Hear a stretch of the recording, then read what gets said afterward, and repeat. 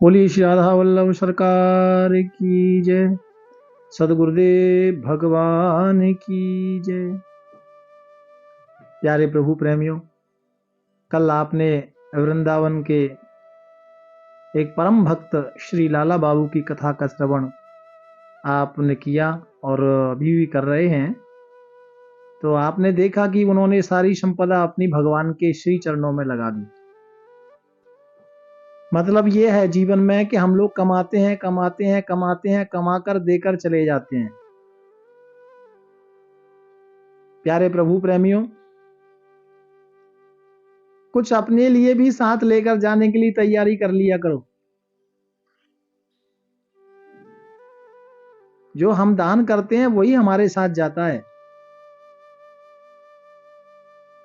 श्री लाला बाबू ने बड़े अद्भुत मंदिरों का निर्माण कराया, एक अपना मंदिर भी निर्माण कराया, उसके बारे में भी आपने सुना। एक दिन ठाकुर जी लाला बाबू सो रहे थे तो उनके सपने में आ गए और लाला बाबू को कहा कि यहां तुम ये मंदिर में पड़े रहते हो,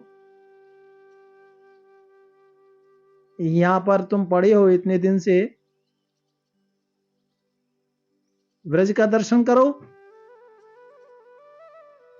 ब्रज वृंदावन गोवर्धन नंदगांव गोकुल बरसाना ब्रज 84 को उसमें कितने तीर्थ हैं। ठाकुर जी ने कहा तुम इधर पड़े ही रहते हो, ब्रज का दर्शन करो।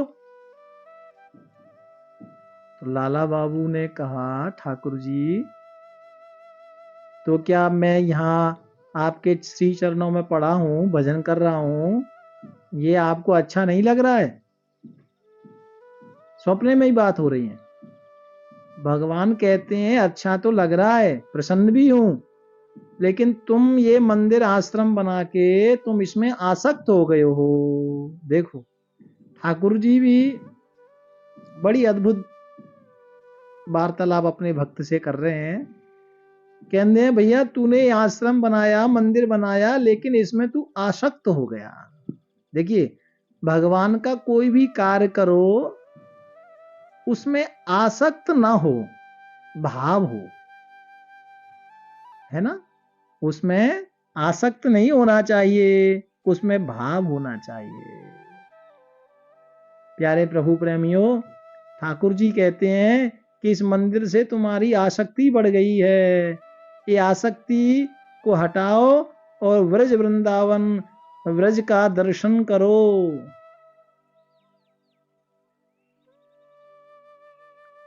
श्री लाला बाबू ने ठाकुर जी की आज्ञा ग्रहण की और वृंदावन से पहले तो ब्रज 84 कोस की परिक्रमा दी नंगे पैर। ये ब्रज 84 कोस में सारे तीर्थ हैं जी। तो लाला बाबू ने समस्त ब्रज 84 कोस की परिक्रमा दी और परिक्रमा देने के बाद में श्री गोवर्धन महाराज में वास किया, गोवर्धन नाथ की तलहटी में वास किया कि गिरिराज वास में पाऊं, ब्रज तज बैकुंठ न जाऊं। गिरिराज का वास तो बड़ा अद्भुत है जी। गिरिराज भगवान की कृपा, गिरिराज वास में पाऊं, ब्रज तज बैकुंठ न जाऊं। तो श्री गिरिराज जी महाराज की शरण में ये लाला बाबू रहने लगे।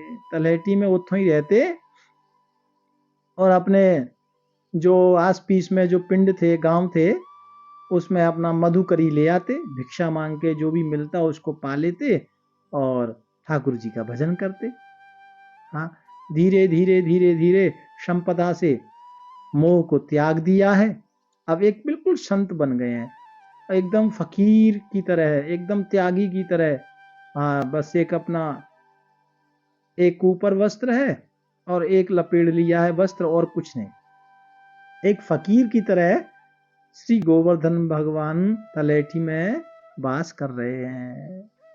अब इनका नियम था कि ये रोज भिक्षा लेने के लिए जाते, मधुकरी लेने के लिए जाते, जो मिलता उसको पाते और ठाकुर जी के भजन में ही आनंद मग्न रहते। निरंतर भगवान का ठाकुर जी का भजन करते रहते। श्री राधा राधा राधा राधा राम जपते ही रहते। प्यारे प्रभु प्रेमियों, एक दिन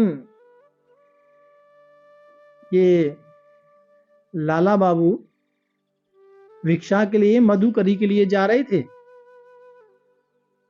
तो सामने से पुजारी ने देखा कि आज बाबा भिक्षा लेने के लिए जा रहे हैं, लेकिन ये तो बहुत ज्यादा वर्षा आने वाली है। तो सामने जिस मंदिर के सामने से जा रहे थे ठाकुर श्री गिरिराज भगवान के मंदिर के सामने से, तो गिरिराज बाबा के जो गोस्वामी जी हैं, पुजारी जी, उन्होंने कहा बाबा आज आप मधुकरी के लिए रहने दो। क्यों? बोले इतनी भयंकर वर्षा आने वाली है, आप परेशान हो जाओगे। सो आज आप एक काम करिए। बोले क्या?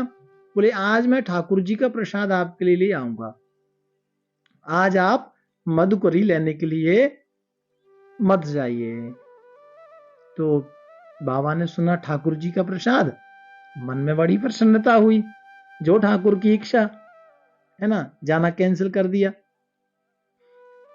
अब क्या हुआ कि वर्षा, बाबा गए नहीं, वर्षा इतनी तेज हो गई कि पुजारी जी ने ठाकुर जी का भोग तो लगा दिया, लेकिन अब वो प्रसाद को बाबा के पास लेके जाए कैसे? क्योंकि वर्षा इतनी हो रही थी तेज, 1-2 घंटे तक वर्षा हुई, वर्षा हटे ही नहीं, और पूरा घुटने घुटने तक सब गलियों में वो पूरा पानी भर गया। अब पुजारी जी सोचने लगे, बाप रे मैंने क्या किया?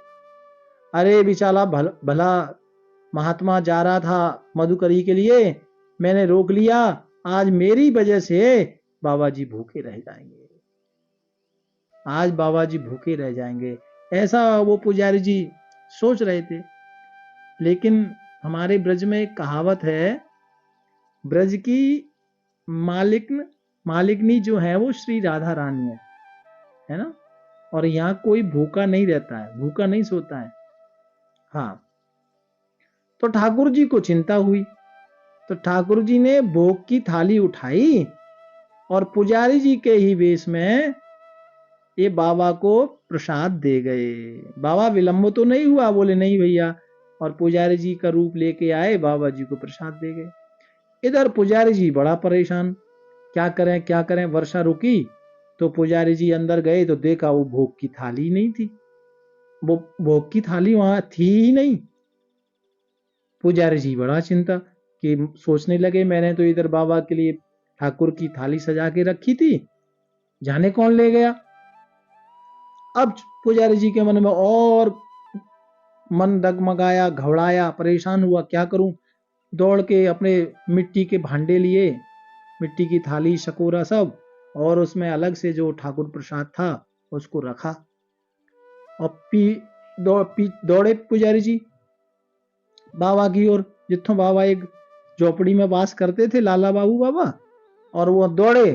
अब दौड़े दौड़े आए कि वैसे भी विलंब हो गया और बाबा भूखे रहे, मेरी वजह से आज बाबा भूखे हो गए, ऐसा मन में विचार करते हुए पुजारी जी आ रहे हैं। अब वहां देखा तो बाबा जी तो बढ़िया पूरा थार सजाए और उसमें प्रसाद पा रहे हैं। पुजारी जी आए, बोले बाबा क्षमा करना, थोड़ा विलंब हो गया, ये आपके लिए प्रसाद लेकर आया हूं। तो बाबा ने कहा, पुजारी जी तुसी अभी तो मैनू प्रसाद दे के गए थे, और अभी तो देखो मैं खा ही रहा हूं, मेरा पेट भर गया, अब मुझे नहीं चाहिए भाई, अब मैं महापूर्ण हो गया, अब नहीं चाहिए। तो पुजारी जी ने कहा, मुझे नहीं चाहिए? बाबा मैं कदों आया था आपको देने के लिए? मैं नहीं आया आपको देने के लिए, सच कहता हूं। और पुजारी जी कहते हैं, मैं सच कहता हूं, राधा रानी साक्षी हैं, ठाकुर साक्षी हैं, मैं आपको प्रसाद देने नहीं आया था बाबा। बाबा ने प्रसाद पाया, अच्छा कोई बात नहीं, प्रसाद की जो थाली थी वो पुजारी जी को दी। लेकिन प्रसाद पाने के बाद बाबा सोचने लगे, अरे मैं कितना अधम हूं,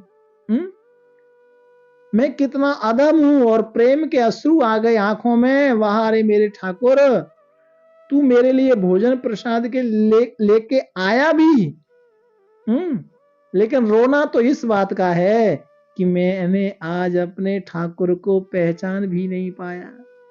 मेरा ठाकुर मुझे भोजन प्रसाद देने के लिए आया है और मैं अपने ठाकुर को जान ही नहीं पाया। ऐसे भाव से लाला बाबू की आंखों में आंसू आ गए।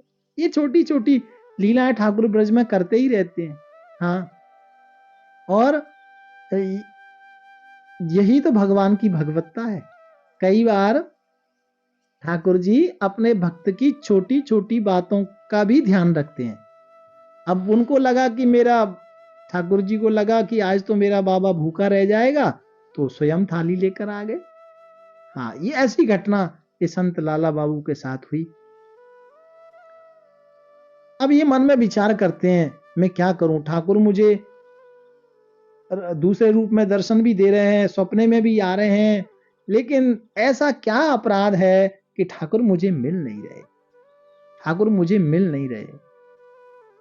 ऐसा मुझसे कौन सा अपराध हो गया कि ठाकुर मुझे अपना दर्शन नहीं दे रहे, साक्षात्कार नहीं करा रहे।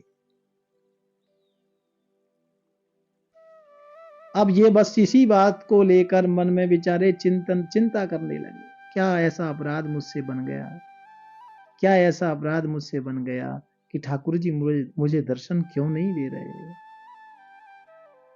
अब एक दिन ऐसे ही रोते रोते रोते रोते सांझ हो गई, तो कान में आवाज आई, लाला बाबू तुसी बंदे तो बहुत बढ़िया हो, अच्छे भगत जी हो, लेकिन अभी मैं आपको दर्शन नहीं दे सकता। तो लाला बाबू ने कहा, ठाकुर जी क्या नाराजगी है, ऐसा मेरा क्या अपराध है जो मुझे आप दर्शन नहीं दे सकते। बोले, कहा अभी आपको नाम दीक्षा नहीं मिली है, और जब तक जीवन में गुरु नहीं मिलते तब तक मैं दर्शन नहीं देता, क्योंकि गुरु ही शिष्य को 100% शुद्ध करते हैं। अब ये मन में विचार करने लगे, गुरु नहीं बनाया, दीक्षा नहीं ली, ठाकुर जी कह रहे हैं तो दर्शन कैसे दे सकता हूं। अब ये मन में विचार करने लगे कि गुरु तो बनाना चाहिए, अब गुरु किसे बनाऊं। तो वहां उस समय ब्रज में गोवर्धन में एक महात्मा थे, कृष्णदास जी महाराज। ये बड़े सिद्ध थे और ये भी उड़िया के ही रहने वाले महापुरुष थे। तो ये उनके पास गए और गुरु जी के पास जाकर कहा, उन्होंने स्वागत किया, आइए लाला बाबू। बोले, गुरुदेव मुझे मंत्र दीक्षा दो, मुझे अपनी शरण में लो। गुरु जी ने कहा, लाला बाबू तुम बंदे तो बहुत अच्छे हो, लेकिन मैं अभी आपको नाम नहीं दे सकता। तो ये बेचारे निराश होकर आ गए। कुछ दिन बाद फिर गए गुरु जी के पास, गुरु जी अब समय आ गया, अब तो आप मुझे नाम दीक्षा दे दो। तो गुरु जी कहते हैं, नहीं नहीं, देखो लाला बाबू, तुम्हें यहां बार बार आने की लोड़ नहीं है, तुम्हें जरूरत नहीं है। जब मुझे लगेगा कि भगवान की जब आज्ञा होगी तो तुम्हें मेरे पास आने की जरूरत नहीं है, मैं ही तुम्हारे पास चलकर आ जाऊंगा। क्योंकि मानो गुरुदेव कह रहे हो कि अभी भी तुम्हारे मन में अहंकार का कण है, और वो अहंकार का कण जब तक विद्यमान रहेगा तब तक पूर्ण गुरु कृपा प्राप्त नहीं होगी। अब कितने लोग मुझे कहते हैं, स्वामी जी शरण में लो, स्वामी जी शरण में लो। शरण में लेने के लिए बोलना नहीं पड़ता, जब पात्र श्रेष्ठ हो जाता है ना तो गुरु अपने आप आ जाता है, गुरु अपने आप सामने खड़ा होता है, सामने नजर आता है, और फिर ना गुरु को बोलना पड़ता है ना शिष्य को, भाव अपने आप प्रकट हो जाते हैं, दोनों की आत्माएं बोलती हैं। अब ये लाला बाबू मन में विचार करने लगे, गुरु महाराज भी मुझसे प्रसन्न नहीं हो रहे हैं, ऐसा क्या मुझसे अपराध हो गया है, समझ में आता नहीं। बस कृष्ण कृष्ण राधा राधा राधा राधा बोलते, भिक्षा करते और ठाकुर जी का नाम जपते रहते। एक दिन लाला बाबू के मन में एक ख्याल आया कि मैं भिक्षा लेने के लिए पूरे ब्रज में जाता हूं, सबके पास जाता हूं, लेकिन वहीं एक सेठ रहते थे लक्ष्मी चंद, जिन्होंने श्री रंगनाथ जी का मंदिर बनाया। वृंदावन में जो सोने का खंबे वाला मंदिर है ना, वो लक्ष्मी चंद सेठ ने बनाया, और इनके ही पास में इनका मंदिर है, दीवार मिली हुई है। लक्ष्मी चंद सेठ और ये लाला बाबू का जो मंदिर है ना, ये बिल्कुल दीवार लगी हुई है दोनों मंदिरों की। तो लक्ष्मी चंद सेठ और ये लाला बाबू जब मंदिर बना रहे थे ना, तो किसी कारणवश इनमें जमीन को लेकर के, मंदिर की जमीन को लेके थोड़ा झगड़ा हो गया था, उसका केस वेस भी हो गया था। तो उस केस में लाला बाबू जीत भी गए थे। तो ये लाला बाबू के मन में विचार आया, तो उस दिन से थोड़ी प्रतिस्पर्धा इनके अंदर थी, इनके मन में थी कि मैं सब जगह जाऊंगा लेकिन वहां नहीं जाऊंगा। प्रतिस्पर्धा थी, थोड़ी नाराजगी रखते थे। अब इन्होंने मन में विचार किया कि आज मुझे पिंडों में भिक्षा के लिए नहीं जाना, आज तो लक्ष्मी चंद सेठ के यहां जाना है।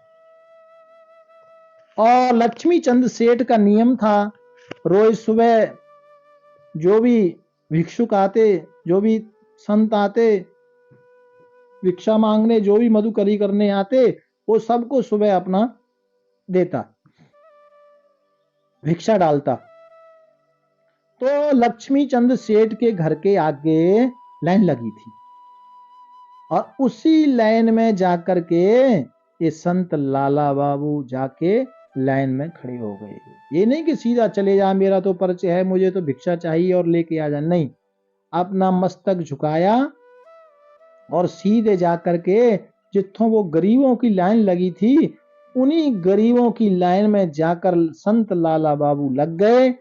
और जब वो सेठ, जो सेठ है ना, लक्ष्मी चंद सेठ के जो कार्यकर्ता थे, वो जो भिक्षा दे रहे थे, वो भिक्षा देते देते जब उनकी दृष्टि लाला बाबू पर पड़ी, सन्न रह गए। ओ बाप रे, देखो लाला बाबू आया है, लाला बाबू आया है, लाला बाबू, क्योंकि वो तो नामी ग्रामी बंदे थे ना, सब जानते थे उनको।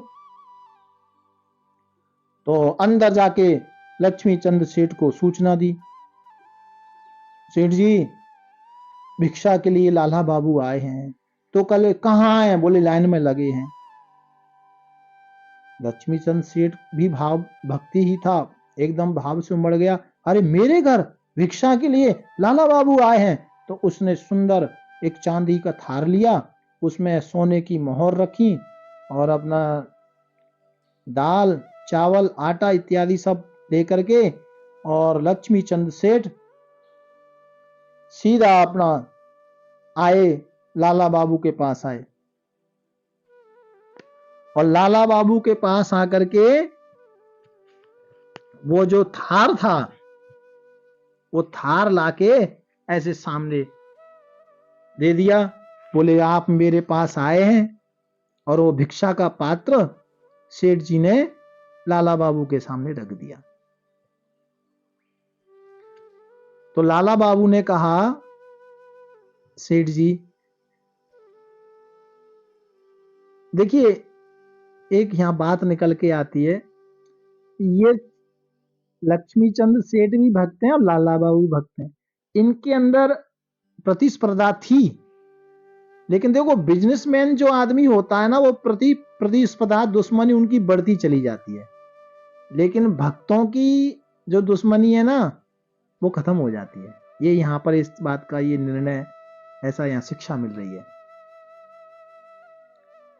क्योंकि भक्त जो होते हैं ना, उनकी दुश्मनी ज्यादा चलती नहीं है, और जो बिजनेसमैन होते हैं ना, उनकी दुश्मनी चलती रहती है।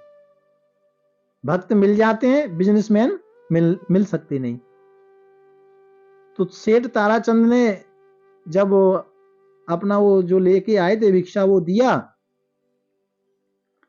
तो लाला बाबू ने सेठ लक्ष्मी चंद को देखा और बोले ये सब मुझे नहीं चाहिए, और एकदम से सेठ लक्ष्मी चंद के लाला बाबू ने पैर पकड़ लिए, बोले इतना उपकार मेरे ऊपर ना करो, मुझे ये कुछ नहीं चाहिए। जब सेठ लक्ष्मी चंद के सामने लाला बाबू झुके तो आज लक्ष्मी चंद सेठ ने लाला बाबू को अपने हृदय में ले लिया, अपनी बाहों में भर लिया, अपनी बाहों में ले लिया और संत लाला बाबू को कहा तुम धन्य हो, मैं तो अपने जीवन में अहंकार को दूर कर नहीं पाया, लेकिन तुमने अपने अहंकार को दूर कर दिया। तुम वास्तव में जब जमीन का केस था तब भी मुझसे जीत गए, और आज जिंदगी के केस में भी तुम मुझसे जीत गए। आज भी मैं तुमसे हार गया, और ऐसे बाहों में भरा और उनका सम्मान किया। कहा ये सब मुझे नहीं चाहिए, आपको कुछ देना है थोड़ी सी भिक्षा मेरे पात्र में डाल दो। तो लक्ष्मी चंद सेठ ने थोड़ा चावल थोड़ा दाल पात्र में डाला, लाला बाबू वहां से चले गए। जैसे ही सेठ जी के यहां से भिक्षा लेकर लाला बाबू निकले तो देखा थोड़ी दूर चले, एक गली पार की, दूसरी गली में जैसे ही प्रवेश करना आरंभ किया, देखा सामने से श्री कृष्णदास जी महाराज आ रहे हैं, वही गुरुजी आ रहे हैं। और गुरुजी को देखा लाला बाबू ने गदगद हो गया, और गुरुजी पास में आए, बोले बेटा, बोले हाँ, बोले आज समय आ गया, आज समय आ गया बेटा, जल्दी से जमुना मैया में स्नान करो और मैं तुम्हें मंत्र दीक्षा देता हूं, आज तुम्हें श्री राधा का नाम देता हूं। और वो प्रसन्नता लाला बाबू को लगा, अब मेरी समझ में आया, ये जो अहंकार का कण मेरे अंदर जो छुपा था, अहंकार की जो सेठ जी के प्रति जो मेरी ईर्षा थी, यही ईर्षा मुझे गुरुदेव की कृपा के लिए या भगवत कृपा के लिए, यही ईर्षा रूपी अंकुर मुझे रोक रहा था। उसकी समझ में आ गई। देखो भैया, भगवत कृपा के लिए भक्तों से कभी ईर्षा मत रखो, ये पक्की बात समझो। ईर्षा का थोड़ा भी अंकुर है तो प्रभु कृपा नहीं होगी, कितना ही कुछ करो आप। तो आज स्नान करके आए और गुरु महाराज ने नाम दे दिया, ये अपने आप को धन्य समझने लगे। फिर जब गुरु कृपा हो गई, भगवत कृपा पहले से थी, अभी और भगवान की असीम कृपा हो गई, क्योंकि गुरु मेहरबान तो चेला पहलवान। अब तो लाला बाबू बड़े प्रसन्न हो गए, देह स्मृति ना रहे, और अद्भुत, अब तो देह का कोई भान नहीं, जिधर देखे बस अपने जय जय राधे जय जय राधे जय जय राधे जय हरि बोल हरि बोल हरि बोल, ऐसा गलियों में, ब्रज की गलियों में, और भगवान की लीलाओं में प्रवेश मिल गया इनको। अब तो जब ये देखते आंखें बंद करते, ठाकुर जी इनको नजर आते, हाँ अब ब्रज में डोल रहे हैं ठाकुर जी, जब आंखें बंद की श्री राधा रानी नजर आती। ऐसे ब्रज में ये लाला बाबू अपना विचरण कर रहे हैं। अभी वापिस कुछ समय बाद गोवर्धन से वृंदावन में ही आ गए, लाला बाबू आश्रम में जितो इन्होंने मंदिर बनाया था। तो कहते हैं कि एक बार कुछ लोग इनका दर्शन करने आए, ये ग्वालियर नरेश सिंधिया जी के परिवार से, तो वो घोड़ों से आए थे। अब ये तो बेचारे सादा, बिल्कुल ऐसे सादा फकीर रूप में जा रहे थे रास्ते में, तो किसी घोड़े के साथ इनका भिड़ना हुआ, तो पैर में चोट लग गई इनके में, और पैर में चोट लगी तो वो चोट ठीक नहीं हुई। आए तो थे इनका दर्शन करने को, उन्होंने तो समझा कोई फकीर ऐसे ही कोई चलता फिरता होगा। खैर बाद में मिलना हुआ, लेकिन वो पैर में चोट लग गई घोड़े के पैर से, तो उसमें थोड़ा वो चोट बढ़ती गई, इन्फेक्शन हो गया उसमें। लेकिन वो इन्फेक्शन धीरे धीरे धीरे धीरे धीरे पैर में बढ़ता गया। तो लोग इनको बोलते लाला बाबू आपको अस्पताल में दिखा दें, आपका इलाज करा दें। तो लाला बाबू कहते हो, अरे पगले तुम्हें इस घुटने की पड़ी है? अरे मेरे मेरे दिल से पूछो, है मेरी आंखों से पूछो, ये दर्द तो कुछ भी नहीं है। जिस आनंद की अनुभूति मैनू हो रही है ना, उसके लिए ये दर्द तो कुछ भी नहीं है। अच्छा, कई बार ना कई लोग क्वेश्चन करते हैं कि भगवान अपने भक्तों को ही कष्ट क्यों देते हैं। देखो, अब यहाँ लाला बाबू को भी कष्ट हुआ। आपने अभी एक दो दिन पहले कथा सुनी थी सदना कसाई की, उसमें अभी उसके हाथ काट दिए। तो इसका मतलब सीधा सीधा ये समझो आप कि भगवान अपने भक्त को इस जीवन में ही मुक्त करना चाहते हैं। भगवान चाहते हैं तो ठीक कर सकते थे ना, वो तो 1 मिनट में ठीक कर देते। तो लेकिन जो भगवान हाथ दे सकते हैं, जिंदगी दे सकते हैं, उसके लिए क्या चुटकी का काम। लेकिन भगवान इसी जीवन में हिसाब किताब पूरा करना चाह रहे हैं। क्यों? थोड़ा सा भी यदि आपका कोई प्रारब्ध बच जाएगा, कोई पाप बच जाएगा, तो फिर अगले जीवन में भटकना पड़ेगा। इसलिए ठाकुर जी कहते हैं, ये थोड़ा मोटा जो कष्ट है, ये मेरा भक्त अभी इसको क्लियर करे, बस अच्छे नंबर से पास होके जाए। तो इसलिए भक्तों पर कष्ट आ जाता है। तो इसका मतलब ये है कि भगवान इसी जन्म में उस भक्त को अपनाने वाले हैं। हाँ, इसलिए वो अपने भक्तों को बिल्कुल क्लियर कर देते हैं, पूरी मैल धुल देते हैं उनके पाप का। इसलिए कई बार भक्तों को कष्ट होता है। तो लाला बाबू को भी जीवन में कष्ट हो रहा था, पैर का इन्फेक्शन बढ़ता चला गया, बहुत ज्यादा बुजुर्ग हो गए थे। जीते जी अपने शिष्यों से कहा कि चद्दर बिछाओ और मुझे जमुना जी ले चलो। और जमुना जी जीते जी जमुना जी चले गए। जमुना जी में जाके देखा तो वो तो क्योंकि भगवान की लीला रस में प्रवेश कर गए थे, देखा शरीर में कुछ भी नहीं था, अपने ठाकुर के श्री धाम को चले गए। कहने का तात्पर्य ये है कि ये एक भौतिकवाद, और वैसे ही आपने कथा सुनी है कि जो एक अच्छे घर से थे, पढ़े लिखे बच्चे थे, लेकिन उन्होंने अपने धन को, अपनी काया को, अपने मन को और संतों की वाणी को, सब चीज को उन्होंने अपने जीवन में अच्छा कार्य किया। उन्होंने अपने जीवन में उसको लगाया और उससे कुछ शिक्षा ली। तो मेरे प्यारे भाई बहनों, जीवन में ये जो लाला बाबू का सत्संग आपने सुना, इसमें से सीखो कि लाला बाबू ने भगवान को कैसे पाया। इसके विशेष 2-3 सूत्र हैं, इनको याद करो, ये हम सब का भला करेगा। श्री राधा वल्लभ भजत भज, ओ भली भली सब होय, जैसे बिन सब शुभ अशुभ, विघ्न करे नहीं कोई। कितनो पापी क्यों न हो, श्री हरिवंश नाम जो ले, अलख लड़े तीरी के महल खवासी दे।